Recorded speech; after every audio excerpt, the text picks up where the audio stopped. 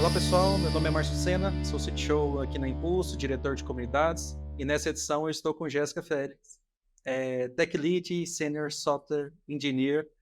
Jéssica, é um prazer recebê-la aqui no podcast. Eu queria saber, Obrigada. antes da gente começar, como você está, de que cidade você está falando. Tô bem. A gente estava falando aqui antes de começar a gravar que eu sou a turma que acorda de madrugada de manhã. Exato.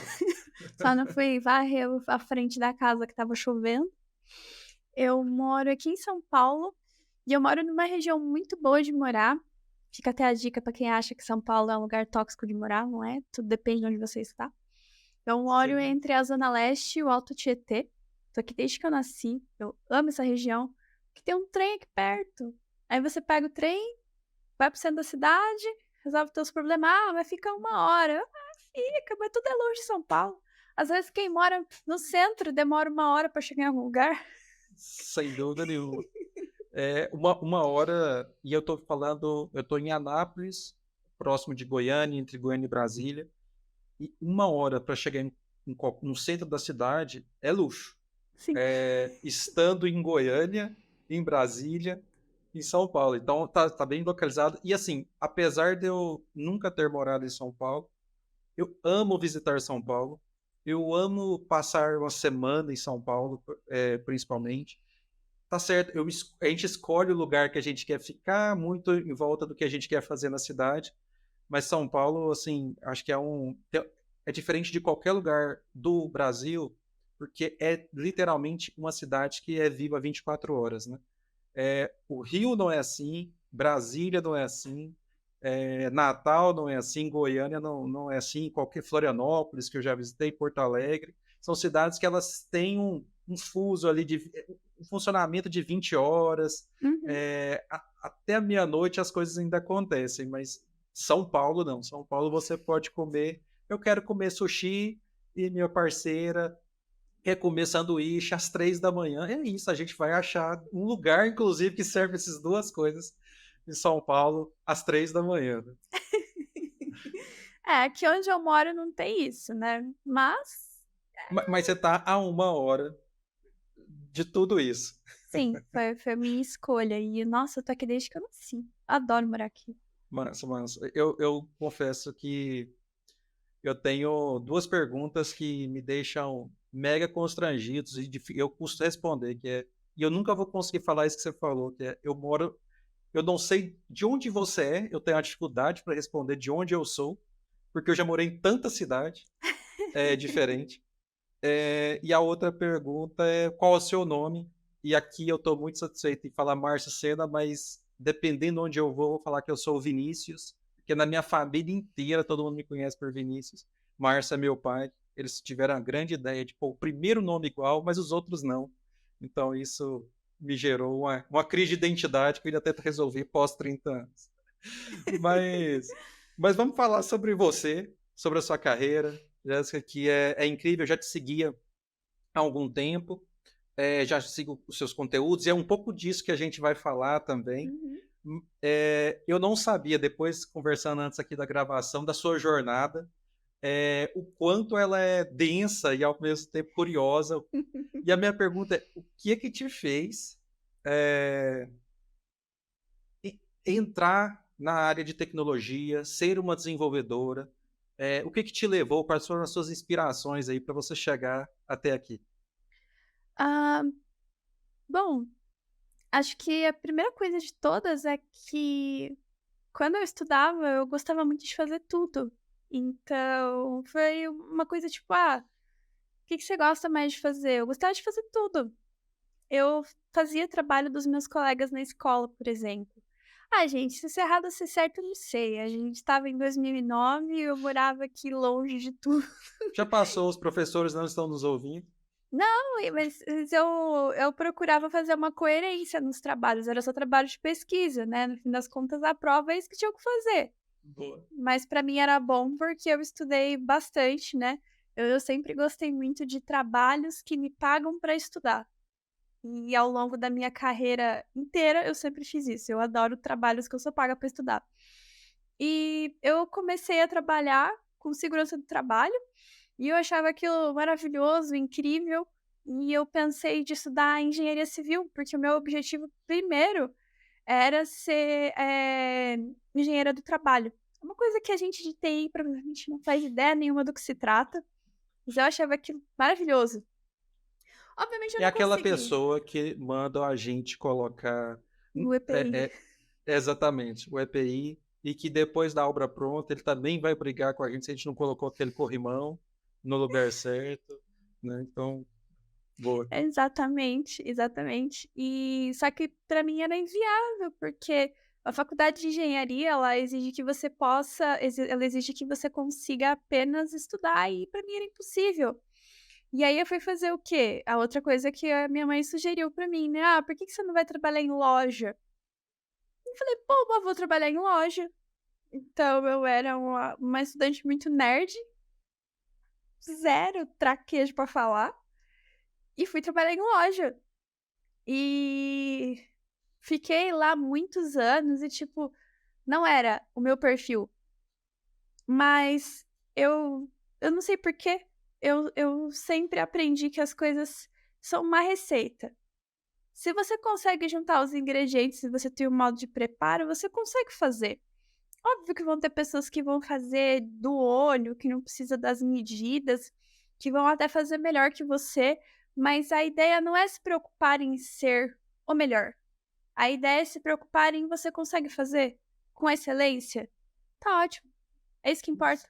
Você pode não ser a pessoa que nasceu pra fazer aquilo, mas você sabe fazer com excelência. Esse é meu ponto. E eu fiquei nesse mercado, Márcio, por 8 anos. Lá eu sustentei minha família, eu dei muito conforto pra ela, eu consegui fazer um monte de coisa, eu fui em show, eu viajei, eu fiz muita coisa. E lá eu mudei muito de área. Eu fui vendedora, eu fui do caixa, eu trabalhei no estoque da loja, eu recebia os valores dos clientes, eu vendia, eu cuidava dos vendedores, né, eu cuidava da loja.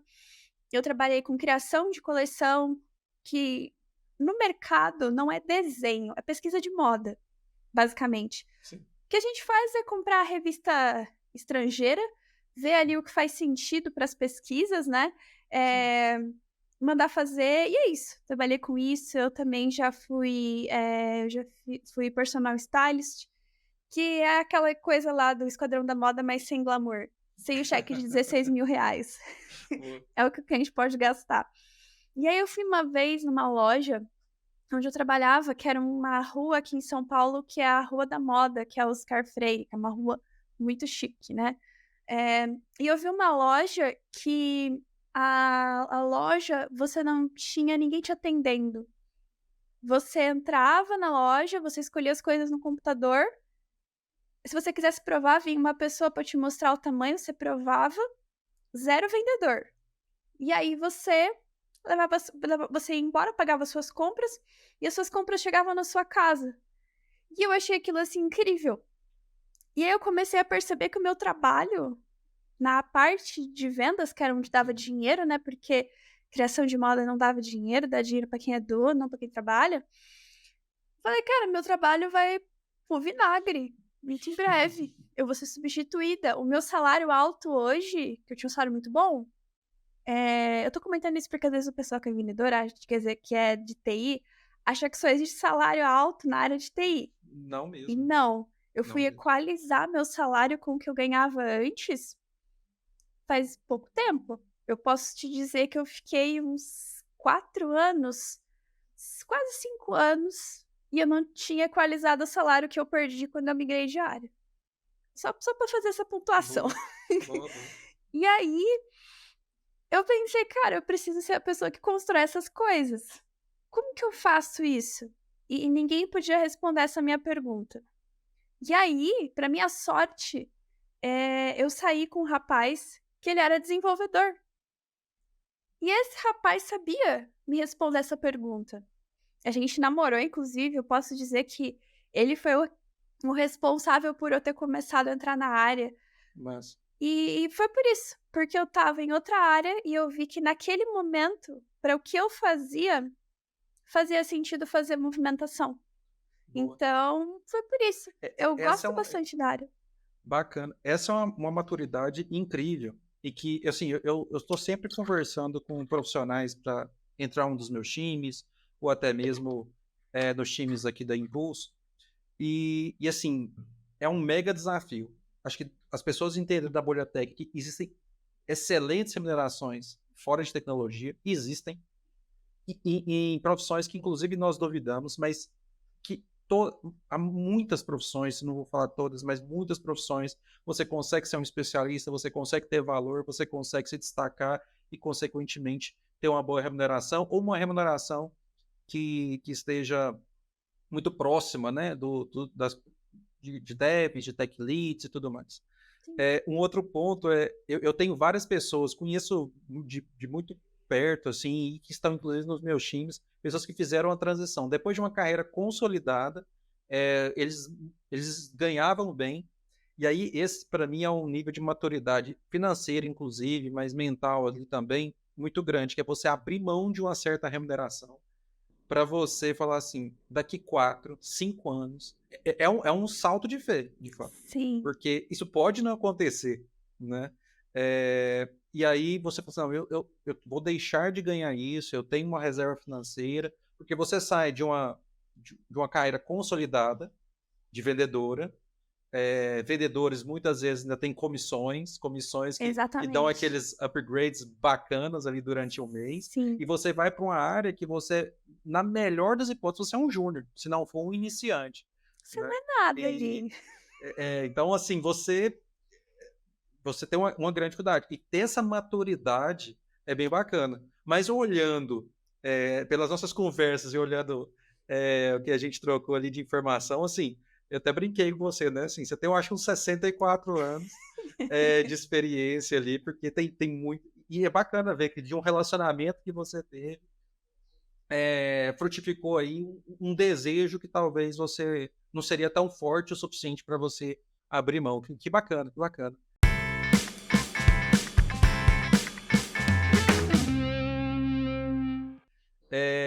E assim, falando, acho que a gente pode até falar um pouquinho de carreira, antes talvez a gente falar de fato de tecnologia, porque recentemente você pontuou, né, nas suas redes sociais que você estava assumindo uma posição como tech lead, Uhum. né? Uma posição que não é estranha para você.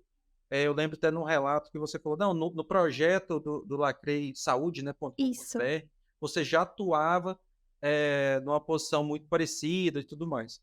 Mas durante essa maturidade que a gente vai ganhando na tecnologia, mas que, entre parênteses, funciona em todas as áreas, todas as outras áreas também tem Sim. isso. A gente tem, como deve, aquela ilusão que a gente está criando o mercado de trabalho agora, né? Mas não, a gente só está, talvez a gente está amadurecendo alguma área, mas as outras também têm esse conceito de carreira em T, de que você vai ser um especialista, um Sim. generalista, um gestor de Uhum. pessoas e tudo mais.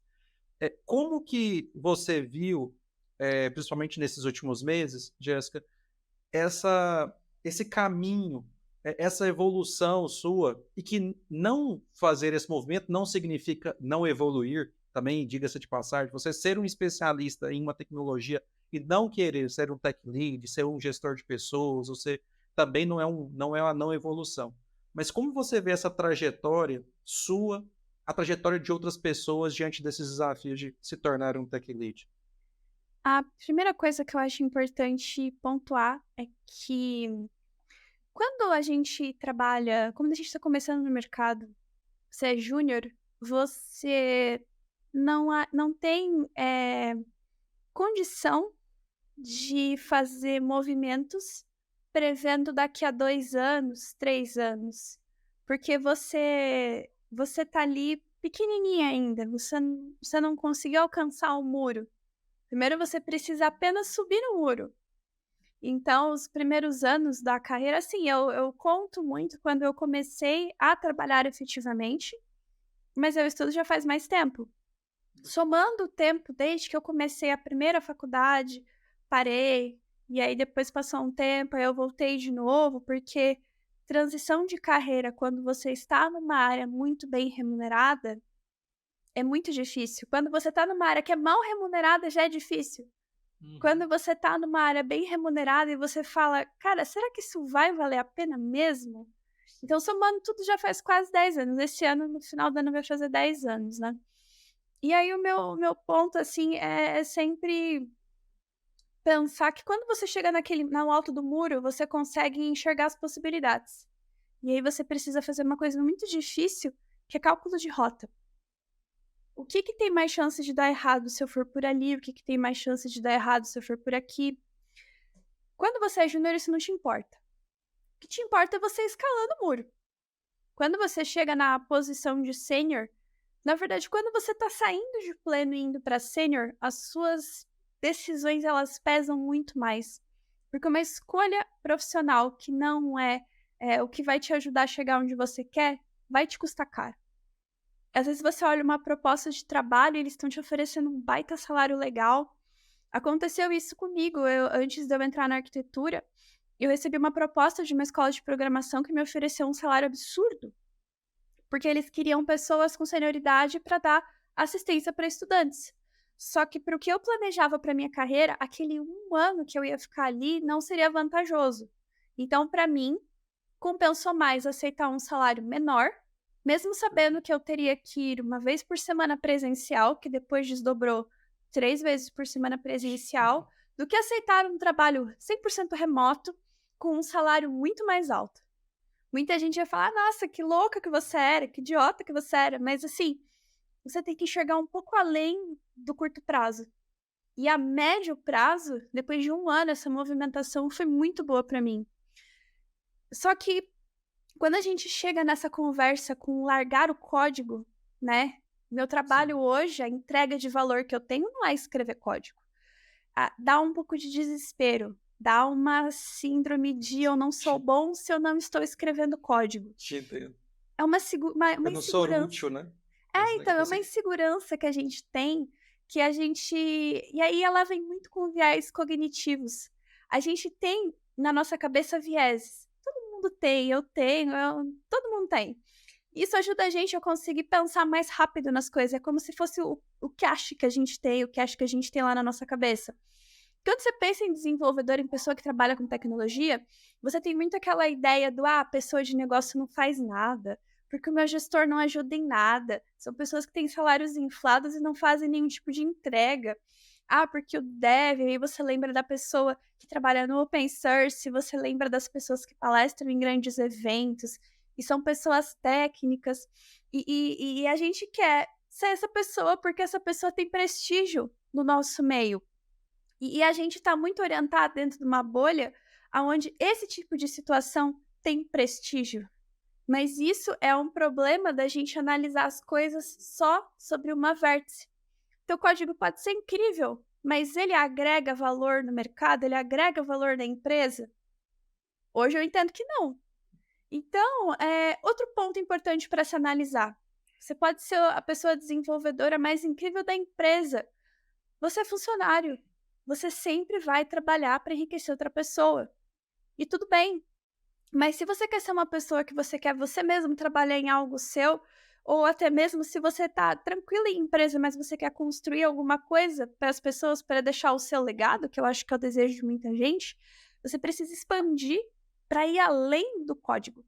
E aí eu acredito que a experiência como líder técnico faz muito sentido, porque você vai passar a ter contato com outras coisas, com outros pontos que você não conhece. Você vai aprender a falar com a área de negócio, você vai aprender evaluation, você vai aprender gestão de times, você vai aprender uma série de coisas que quando você quiser ter algo seu, vai ser uma característica importante. Ah, Legal. mas eu não escrevo código. Mas, cara, você tem tempo livre que você pode usar ali 1 hora por dia, 20 minutos por dia. É mais interessante você usar 20 minutos por dia do que você querer usar 3 horas a cada 15 dias. Então, assim, tem um jogo ali muito complicado de viés cognitivo que tem muito a ver com a aprovação que a gente quer do meio que a gente vive. E Exato. para o que eu quero, faz muito sentido a área de líder técnica. Eu já tive meu momento ali com um especialista, já me provei, já sei que eu sei, e agora eu estou muito mais no momento de pegar as coisas que eu sei e tentar ajudar a equipe que eu tô a entregar mais do que eles já entregam. E é uma sensação muito legal você conseguir olhar o que a pessoa tá fazendo e falar: "Cara, eu já fiz isso, não vai por aí, vai por ali que você vai entregar mais rápido".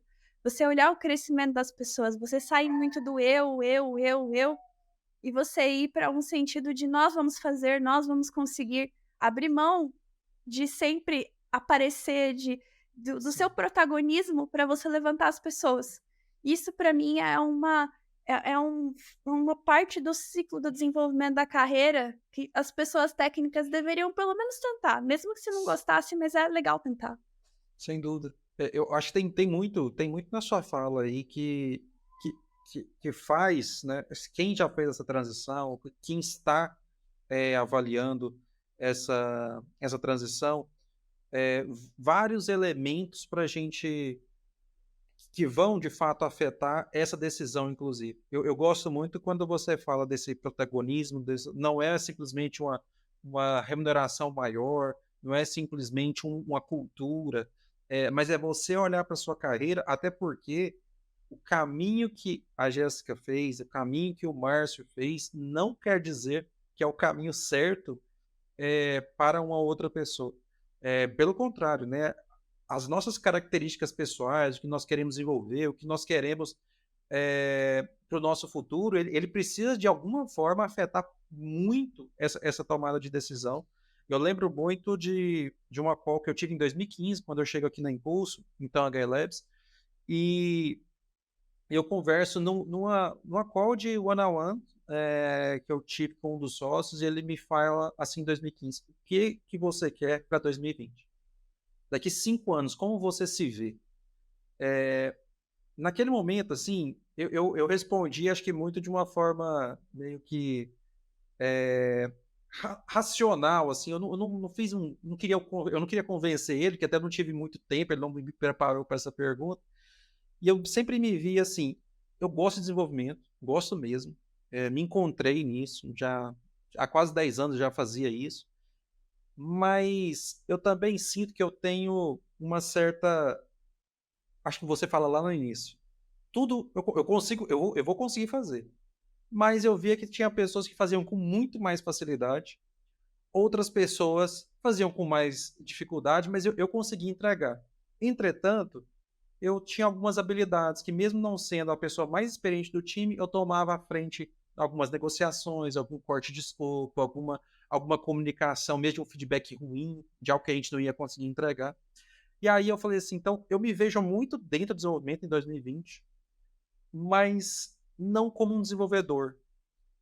Mas também eu não queria me distanciar, não queria ser um vendedor, eu não queria ser um coordenador de um time que não seja de tecnologia, por exemplo, um gestor.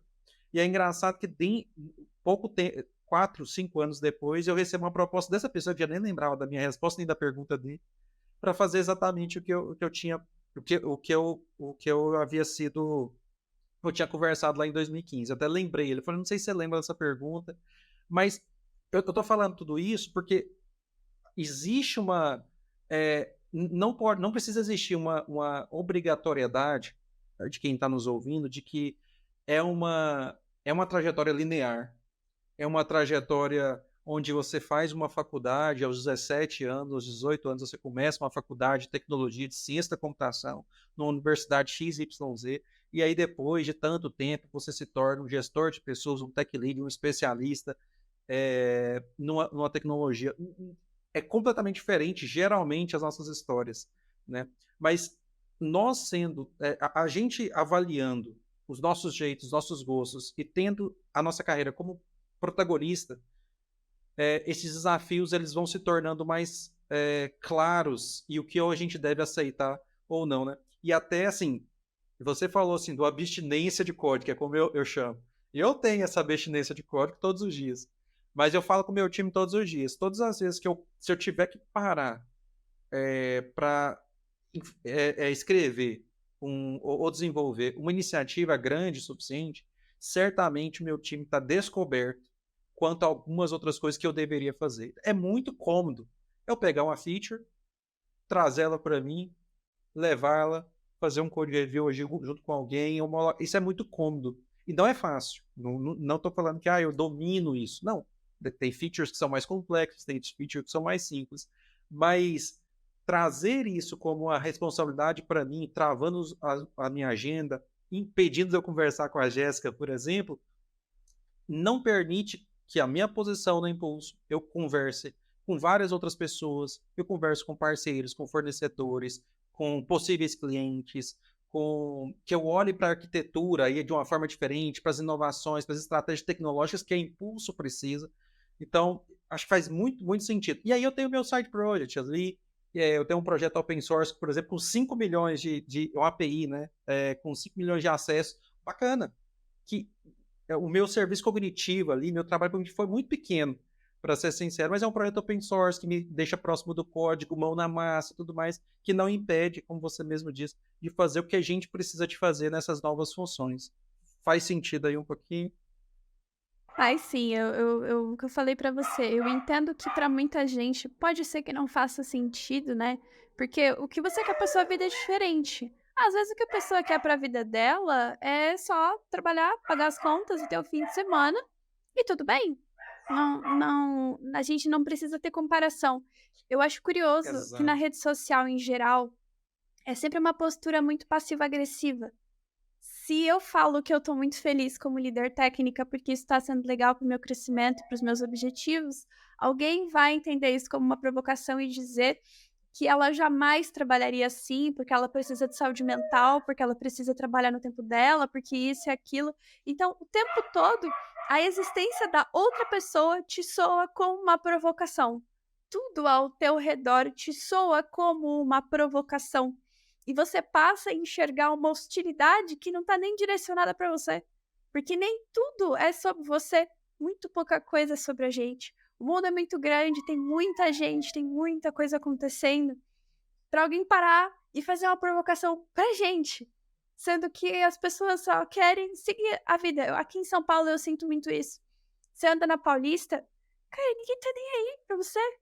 Você é só mais uma pessoa andando na rua, exceto se tiver alguma coisa que chame muita atenção. Mesmo assim, o paulista tá tão acostumado que ele só quer desviar de você e seguir o caminho dele. Então, eu acho que o mercado de trabalho hoje ele tá muito mais para uma Avenida Paulista, que tá todo mundo só querendo chegar no próprio destino, chegar no próprio caminho. Ninguém tá se incomodando com o outro, sabe? Raríssimas exceções. Do que uma cidade pequena onde um cabelo que você pinta de outra cor, a cidade inteira para comentar. Eu pelo Sim. menos tenho essa percepção. Eu gosto de. E assim, você domina as redes sociais, né? Quem te conhece, então se você está falando, eu só tenho que concordar, mas faz muito sentido. E eu acredito muito, Jéssica, que a gente vive, assim, um livro que eu gosto muito de ler, que é A Sociedade do Cansaço, eu li ele 2 vezes. Ele, ele é um tiro certeiro para essa geração, a nossa geração, que é levada pelo sucesso de outras pessoas e que tem que ser. Eu odeio, eu sempre me acende um alerta quando eu uso essa palavra, tem que ser. Por que tem que ser? O que tem que ser? Será que tem que ser mesmo? Porque a gente é levado. Eu tenho que me tornar tech lead, esse é natural, esse é o caminho. Eu tenho que me tornar um especialista. Então, se eu não tornar um tech lead, eu tenho que ser um especialista. E talvez existem muitas pessoas que elas só querem um emprego. Eu só Isso, quero trabalhar. sim. Eu só quero entregar um resultado ali e vou sábado surfar. Eu não sei o que é isso, tá? Eu, como um goiano, eu não sei o que é surfar, mas é o que ele gosta de fazer.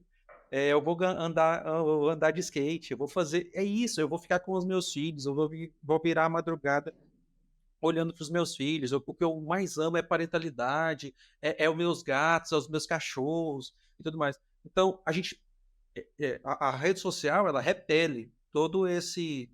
Até porque o algoritmo não performa bem. Isso. O que o algoritmo performa bem é você tem, é o tem que. Diferente disso está errado, diferente disso é ridículo, é idiota. Né? Então, eu gosto muito dessa. Quando a gente coloca. É muito pouco sobre nós, tudo que é gerado de conteúdo, de viralização, e, e aí, às vezes, a gente acreditar que é tudo sobre nós faz com que a gente perca a nossa própria identidade de olhar para nós quando a gente tem que olhar de fato, né? Que é a nossa carreira, que é o que a gente Sim, gosta de fazer, que é os nossos hobbies. Eu tenho um Fusca 74, que ele me dá mais. Eu legal. penso todas as semanas em vendê-lo. Eu falo assim, eu preciso vender ele, eu acho que eu não posso ter ele. E aí eu não vou lá trocar o óleo, eu vou lá pagar o IPVA dele e tudo mais, né? O documento dele. Então, mas assim, são coisas minhas, é olhar um pouquinho para mim e não assim olhar porque a Jéssica gosta disso e aí, nossa, como tech lead é isso que eu tenho que gostar também, o caminho é esse, né? E é muito diferente disso. Eu acho, Márcio, que às vezes o que falta é. Eu vou falar em nome próprio, eu não sou psicóloga, não sou pesquisadora, é só falando de mim mesma. Os círculos de amizade influenciam muito no que você prioriza na sua vida. Se você tem um hobby, tipo, eu gosto de tocar, e você tem uma mini banda, ou se você tem amigos que gostam disso, e você convive com eles, é mais fácil você conseguir aceitar o quanto é importante você ter o seu tempo livre do que você tentar priorizar alguma coisa que você faz sozinho, sendo que todos os seus amigos estão num outro ritmo que você não está. Então, por exemplo, eh, eu gosto muito de corrida, mas eu não tenho uma rede que acha isso legal, eu não tenho amigos que compartilham isso comigo. Então, na minha cabeça, isso é uma coisa que vai perder importância, mesmo sendo uma coisa que eu gosto. A falta de contato com pessoas diferentes faz a gente ficar infeliz. A gente deixa de se priorizar para a gente poder se encaixar, porque seres humanos são bichos sociais. Faz sentido para a gente essa troca. Então, muitas vezes, uma coisa que ajuda é ter novos amigos, conhecer mais pessoas. Para mim, isso era um desafio muito grande, porque quanto mais tempo eu fico dentro de casa, mais tempo eu quero ficar dentro de casa. Quanto mais eu fico isolada, mais eu quero ficar isolada. Eu acho que a gente acostuma muito bem com a solidão, porque a solidão é perfeita. A solidão ela permite que você tenha, que você não use filtro social, que você não tenha necessidade de ter máscaras sociais, que você possa ter contato com as suas opiniões fortes e você passa a não saber mais como filtrar isso para conversar com as pessoas. E se você tem ferramentas que ajudam você a reforçar suas crenças, que no caso a internet, não falo de rede social, é um pensamento muito pequeno achar que a culpa é da rede social. A questão é que a gente tem muita informação, essa informação ela tem um ganho para ser veiculada, e é muito do interesse da internet manter a gente ali. Internet, esquece a rede social. Se acabasse todas as redes sociais hoje, nesse momento, as pessoas continuariam do mesmo jeito que elas estão. Porque a televisão já faz isso com elas, a internet já faz isso com elas, o YouTube já faz isso, a música já faz isso. É uma questão muito mais profunda do que a culpa na rede social. E aí, se você fica tão ali preso sempre na confirmação das coisas que você acredita, você passa a não ser mais você, mas você passa a ser o conjunto de crenças que você adotou uma, e aí é igual piolho. Pega um, chega em casa, eles procriam e a hora que você vê já tem muitos, né? E para você tirar é muito difícil, porque é muito difícil você tirar piolinho da cabeça de criança. Eu tinha muito quando eu era criança. Minha mãe passou tudo na minha cabeça. Passou pinga, passou bombril, passou. Nossa, passou tudo na minha cabeça. E não sai, porque você tá tentando resolver um problema na superficialidade. Não vai resolver. Então, eu atribuo muito a esse fato, sabe?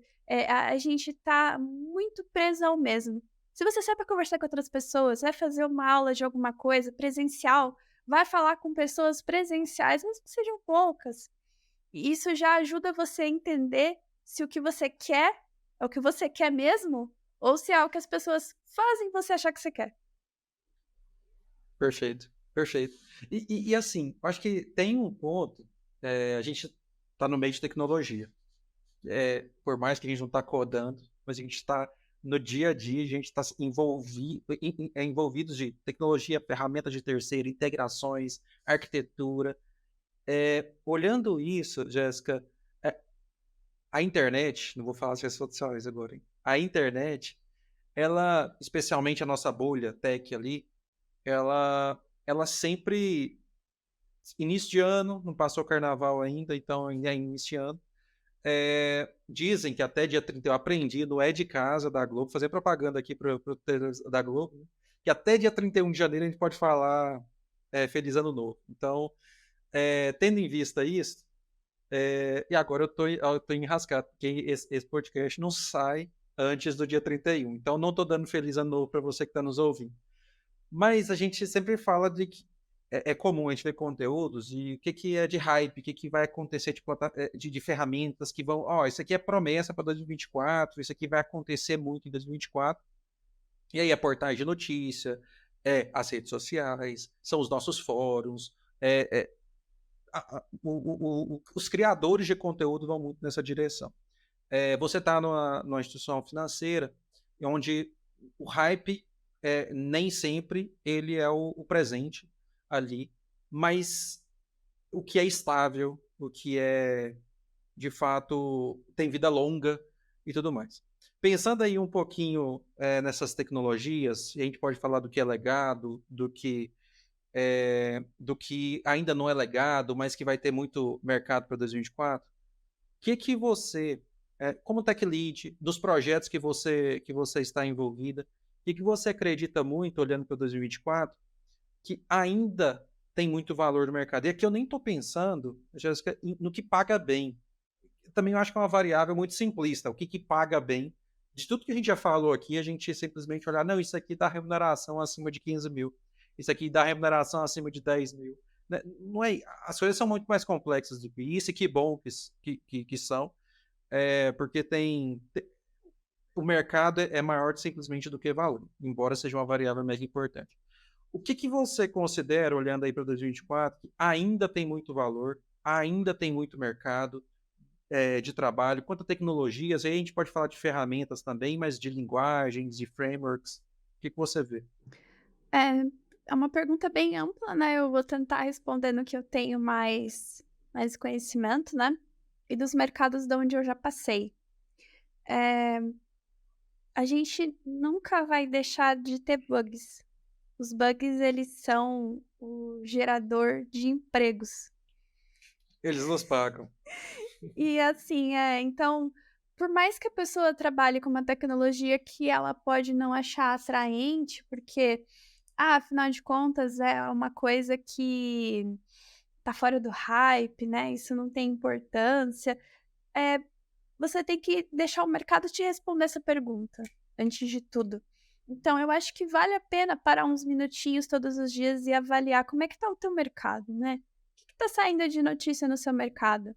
E assim, embora eu não vou conseguir responder a pergunta para todo mundo, mas pelo menos é um caminho ali que você pode fazer. Eu acredito bastante no comércio, porque a gente tem uma onda que infelizmente ela é crescente de pessoas que não conseguem recolocação no mercado. A gente já viu isso acontecer desde a época da pandemia.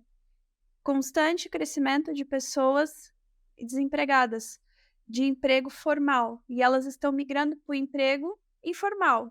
E aí, dali, quando elas têm condição, elas passam para serem pessoas empreendedoras, né? Então, o quanto você pode pensar de ferramentas que facilitam a vida dessas pessoas, e aí a gente entra em plataforma de site, seja um site proprietário, seja uma solução de pagamento, integração de comunicação com venda.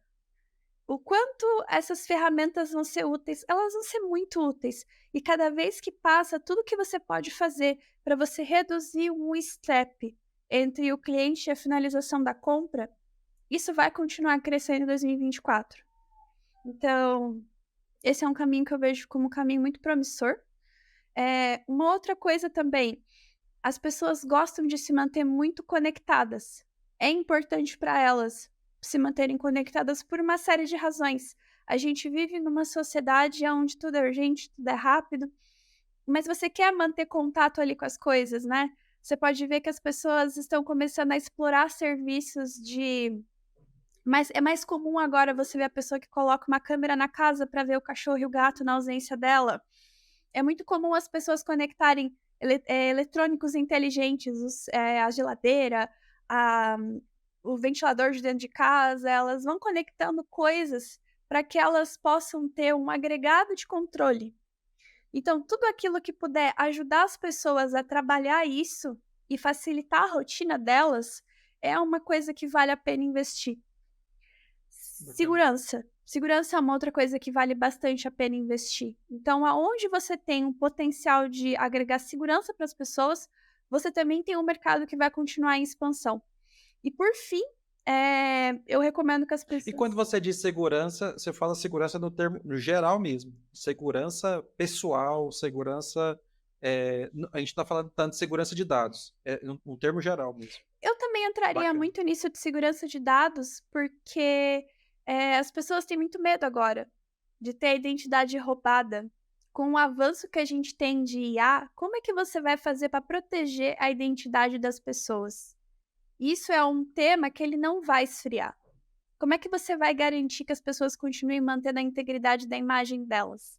Como você vai evitar que uma arte de algum artista ou de alguma empresa seja usada indevidamente por IA? A gente não amadureceu para chegar no ponto de discutir regulamentação ainda, mas o que que o mercado pode oferecer para as pessoas, para as empresas e para as pessoas físicas em relação a esse ponto de segurança? Como que eu posso garantir que o meu filho não vai ter a imagem roubada por uma IA e ser utilizado de forma que eu não tenho controle? Então eu vejo isso como tendências muito fortes para o momento que a gente está. E considerando também outras pessoas que, assim, essa é a minha visão de mercado, mas tem as pessoas que elas trabalham só fazendo inovação. O Eric Wendel é uma pessoa dessa. Ele não está no mercado, mas ele está nos fóruns de discussão dos projetos que ele participa, tipo a Node, nos eventos de tecnologia pelo mundo. Então ele tem uma visão ali de inovação que muitas vezes não é aplicável no mercado. Tipo, as coisas que ele mostra eu não vou poder fazer no meu banco, porque, enfim, banco. Mas é importante prestar atenção para você ver que aquela curva que ele está apontando, daqui a 4 anos eu vou ter que me preocupar se eu continuar no banco. Então, o que que ele mostra muito nos vídeos dele? Que cada vez mais o cliente do cliente, né, o cliente do usuário vai ficar mais inteligente. Então eu vou ter mais e mais recursos de web para poder consumir. Eu vou ter inteligência artificial, eu vou ter machine learning. No último vídeo do Eric ele mostra muito isso. Então na web está acontecendo muito esse movimento do cliente ficar muito poderoso. Porque como o Eric fala, o melhor processamento é aquele processamento que não é no seu servidor, é na máquina do cliente. Então, de forma geral, é isso que eu vejo, assim, de tendência para esse ano. Bacana, bacana. Não, e eu gosto muito, muito da ideia. E assim, eu só dou um tempo que, talvez 10 anos atrás, a gente fala, seria uma loucura a gente falar que a gente quer um client cada vez mais inteligente, a gente queria um client cada vez mais burro. Era porque assim, não, eu só preciso enviar as informações, eu processo do lado de É lá. isso. E aí agora a gente está, assim, o React, o Angular, por exemplo, pensando em Uhum. client ali, onde o client é o nosso navegador, eles trouxeram uma carga de inteligência, uma carga operacional muito grande pro front-end. E isso, assim, acho que se a gente não estiver falando de aplicações de sensores e tudo mais, que aí você tem pouco recurso, qualquer coisa diferente disso, o que você quer é levar esse processamento para um outro lado que não seja você, até porque o 0,0001 da AWS, no final das contas, ele fica bem grande. Então, o que você jogar para o outro lado faz muito sentido, porque na maioria das vezes você tem bateria, você tem infinita ali por causa de computadores e desktops que você consegue transferir. Então faz muito sentido. Eu tinha, olhando aqui um pouquinho as oportunidades que nós tivemos em 2023, principalmente final de 2023 aqui no Impulso, eu queria ressaltar um ponto que não era tanto da minha bolha, o ambiente SAP, SAP ali, Uhum. não era. Eu tinha amigos que trabalhavam com isso, eu tenho até amigos que são, né? Uhum. Ah, mas não estava muito no meu radar. Se a gente olhar o nosso Twitter, também não é o ponto alto ali, mas cresceu muito a quantidade de profissionais, as demandas. Ah, aquele lance da gente construir tudo em casa, desenvolver tudo em casa, ele tem seu preço, porque é manter. Quem de nós, desenvolvedores, não chega um amigo e fala assim: "Pô, eu tô com uma nova ideia e o meu negócio é diferente de todos, por isso que eu preciso criar", né? E o SAP, ele vem não só para grandes organizações, mas também para empresas médias Uhum. aí, e até, né, empresas menores que para encaixar, para integrar uma plataforma de fato integrada que auxilia as empresas. Então, acho que esse é não é uma ferramenta que está no meu dia a dia, mas que eu vi um crescimento absurdo aí nesses últimos anos, destacando aí, inclusive, com oportunidades dentro da Impulso. E tem um item que eu sempre gosto de citar quando eu falo de ano, não sei se você concorda, Jéssica, que é o PHP como ferramenta, mas não estou nem olhando Laravel lá, não. Assim, por mais que a gente fale, a gente vai falar de várias tecnologias bacanas, é, a internet ainda, e eu acho que está muito ligado com o que você falou de venda, de comércio, de integração. Você- Se você construir dentro de um WordPress, dentro do Drupal, dentro de um Magento, por mais que exista várias itens complexos diante disso, é muito simples você integrar com meios de Sim, pagamento, você fazer uma empresa vender. sim, É claro que hoje a gente tem opções de marketplace e tudo mais que deixam tudo ainda mais fácil. Então, a pandemia ensinou as senhoras de 80 anos a ler QR Code. Elas não sabem o que é um QR Code, mas se você apontar, elas já estão com o celular, já sabem comprar, e que bom isso, essa democratização que a gente conseguiu fazer, mas essas ferramentas elas têm muito o seu lugar dentro desse meio. Faz sentido aí? Acho que a gente conectou muita sim, coisa aí para 2024. sim. E pensando aí para a gente já chegando na nossa reta final, Jéssica, os seus projetos futuros aí, o que que você tem feito, o que que você vai fazer ainda para 2024, pode ser tanto no seu trabalho de fato, ou até mesmo em alguns side projects que você tem. Hã, eu acho que ano passado eu fiquei muito na aposta do: "Ah, eu já estudei bastante, eu já fiz muita coisa, eu quero tentar vender isso de alguma forma, porque eu quero tentar usar esse dinheiro para poder ir em eventos fora de São Paulo, eu quero poder usar isso para, enfim, fazer uma série de coisas que rendam conteúdo gratuito, né". E eu percebi que não é uma boa época para você apostar em curso, por exemplo. Acabou, assim, eu posso ser até um pouco exagerada no que eu vou falar, mas eu acho que já acabou esse momento. Quem fez, fez. Quem ganhou, ganhou. Quem já consolidou o nome, consolidou. Você até pode conseguir atender a sua bolha, mas vai ser muito difícil você conseguir passar dela, porque a gente está muito no momento de segmentação. E aí chega uma outra coisa muito difícil, que é a forma que você faz marketing hoje, ela é muito desafiadora. Ou você cai na fórmula básica que todo mundo segue, de X coisas que todo X deve saber, tais coisas que você precisa aprender hoje se quiser manter seu emprego, né, o tal do clickbait. Você Uhum. pode escolher seguir por esse caminho, mas é um caminho que muita gente não quer mais seguir, porque já está saturado, né. Eh, Exato. e Ele aí tem vida curta também, então, né? e tem vida curta também, né, que você falou. Eh, eu vejo que não compensa mais. Quem fez, fez. É isso. Então eu aposto muito mais esse ano em fazer o que eu posso de dump da minha cabeça.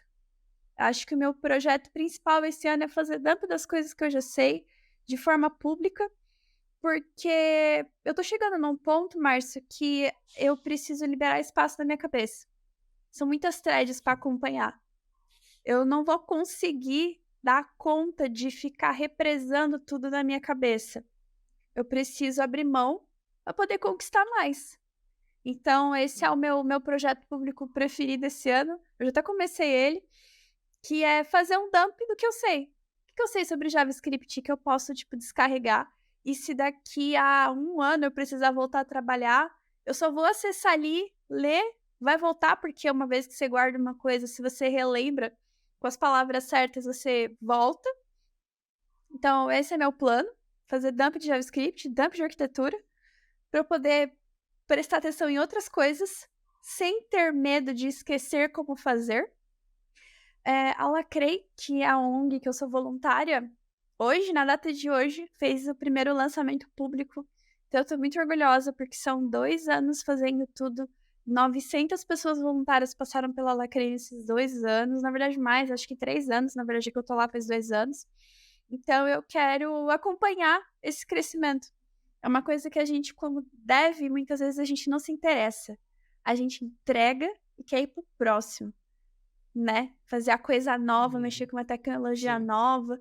Mas você acompanhar um produto da concepção dele, sem código, até ao momento de você acompanhar o crescimento e você dar de cara com as escolhas ruins que você fez no passado, é uma experiência muito boa. E eu quero muito passar por essa experiência esse ano. De palestra e tudo mais, ano passado eu dei um gás muito grande, foi muito difícil, eu me comprometi a só fazer conteúdo do intermediário pro avançado, de preferência avançado, foi bem puxado, mas esse ano eu quero tentar relaxar um pouco, sabe? Eu não quero só eu estar em todos os eventos, eu não quero eu estar sempre ali, eu quero que outras pessoas estejam. E essas pessoas têm condição. Então, a minha ideia é tentar dar visibilidade para essas pessoas. Elas podem não querer.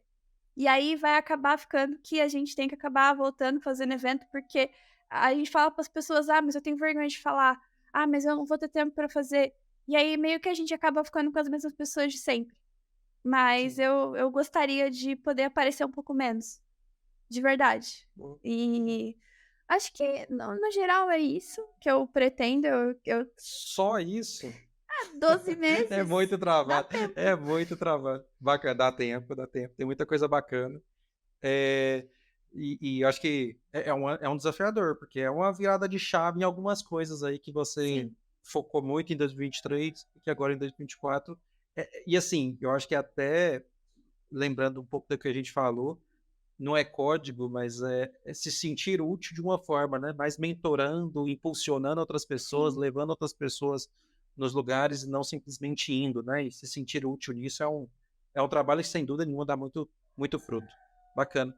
Eu tô com um mega desafio esse ano, que é a gente tem uma comunidade aqui, como eu estava te falando, Aham. né, de 139 mil profissionais hoje, no dia de hoje que a gente está gravando.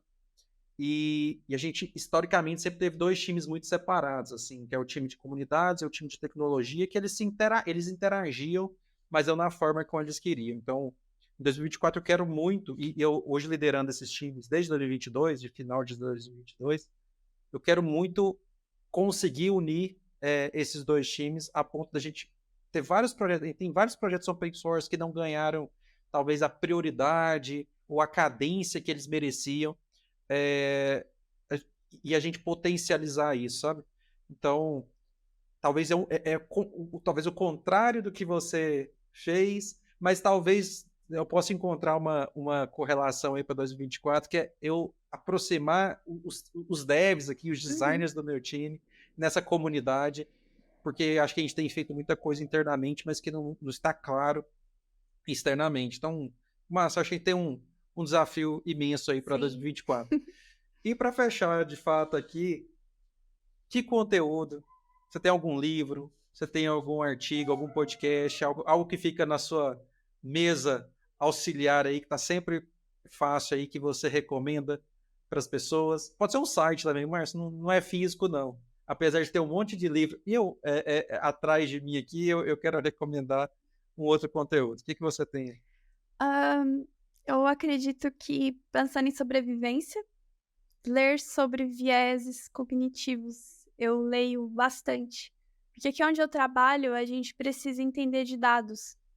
E não tem como você entender de dados se você não entende de vieses. Quanto menos vieses você tiver, mais chance você tem da leitura ser legal. Então, seria uma leitura de sobrevivência que eu recomendo para todo mundo. Tem um livro que não chegou ainda, mas eu estou muito na expectativa dele. Deixa eu pegar o nomezinho dele aqui. Você está prestes a cometer um erro terrível. que é um livro do Oliver Sibony, que ele fala sobre como você luta contra armadilhas do pensamento e tomar decisões melhores. Eu persigo muito isso nesse momento. Como tomar decisões melhores? Porque tem hora que você não tem pra quem pedir ajuda. Você não tem tempo pra pedir ajuda. Como que você faz isso? Então, é uma coisa que eu tenho lido bastante. E eu também tenho bastante livros aqui de gramática de idioma. Tipo, aqui eu tenho um livro de gramática em francês. É isso. Eu acho que mesmo a gente tendo entendimento de que existem inteligências artificiais que traduzem conteúdo, né? A gente tá ficando. A gente na área de desenvolvimento, a gente tá conseguindo conquistar coisas. A gente consegue viajar para outros países, a gente consegue ter acesso a eventos em outros idiomas. É legal a gente expandir esse conhecimento de idiomas por um enriquecimento pessoal, por cultura. Aprender um outro idioma, às vezes é meio cansativo, é meio difícil, mas eu acho que faz muito bem para nossa cabeça. Aprender uma coisa nova é muito bom. Independente da inteligência artificial que tiver, é o seu pensamento. Quando eu era da época que começou a surgir o celular, que começou a surgir o notebook, que começou a surgir um monte de tecnologia. Mas não vai mais existir orelhão, todo mundo só vai ter celular. E a gente tem orelhão na rua. O aplicativo de pedir carro para você se locomover na cidade, não vai mais existir táxi. Ainda existe táxi. Sim. Então, Boa. eu acredito que a gente às vezes tem uma visão muito curto prazo. As coisas não são assim. Boa. Por isso que eu gosto de estudar Exato. outros idiomas. Bacana. Não, e assim, vou estudar. Não é um tema que eu tenho estudado, por exemplo, como viés cognitivo. Um livro excelente aí que eu vou procurar. Vou procurá-lo aqui você falou que ele não chegou para você, mas ele já foi publicado, Sim, certo? já foi publicado Então eu faz vou uns deixar o anos. link aí. Quem está no Spotify aí tem na descrição, e quem está no YouTube aí já está na tela o link pro livro. Jéssica, as pessoas te encontram como? Se tem alguém que está nos ouvindo e não te encontrou ainda, né? Como eles te encontram nas redes sociais? @Jesseline. Eu estou com esse nome em todos os lugares. Jesssylineh.